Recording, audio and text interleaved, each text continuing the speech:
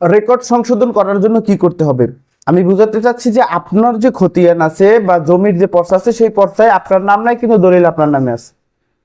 তো আপনার নামে যদি দলিল থাকে কিন্তু আপনার নামে রেকর্ড হয় না, যে কোনো কারণবশত হয়তো আপনি বাড়িতে ছিলেন না বা আপনি এলাকার বাইরে ছিলেন বা বিদেশে ছিলেন, হ্যাঁ, পরবর্তীতে আপনি এসে দেখতেছেন সে আপনার যে জমি সেই জমি আপনি আপনার নামে রেকর্ড হয় না, ইতিপূর্বে অন্য কারোর নামে রেকর্ড হয়ে গেছে। তো সেই জমি আপনার নামে কিভাবে ফিরিয়ে আনবেন সেই ব্যাপারে আমি বলবো। তো ধন্যবাদ সবাইকে ভিডিওটি দেখার জন্য, এবং স্কিপ করবেন না, সম্পূর্ণ ভিডিওটি দেখবেন, আশা করি সমাধান পাবেন। প্রথমে করতে হবে কি, আপনার যে রেকর্ড যে হয়েছে যে খতিয়ান সেই খতিয়ানটি সংগ্রহ করতে হবে উপজেলা ভূমি অফিস অথবা ইউনিয়ন ভূমি অফিস থেকে।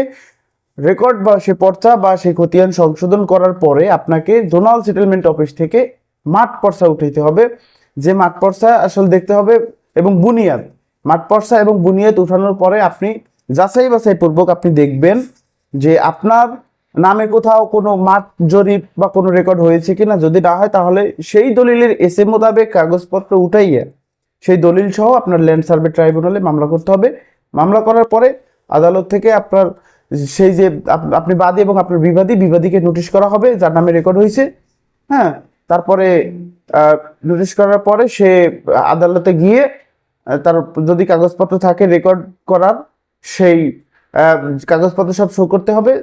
যদি না তার কাগজপত্র ঠিক থাকে তাহলে অবশ্যই আপনার রেকর্ড সংশোধন হয়ে পুনরায় আবার আপনার নামে জমি চলে আসবে। অর্থাৎ রেকর্ড সংশোধন করার জন্য অবশ্যই আপনাকে ল্যান্ড সার্ভে ট্রাইব্যুনালে মামলা করতে হবে, তার মাধ্যমে আপনি আপনার পর্চার রেকর্ড সংশোধন করতে পারবেন। ধন্যবাদ সবাইকে, ভালো থাকেন।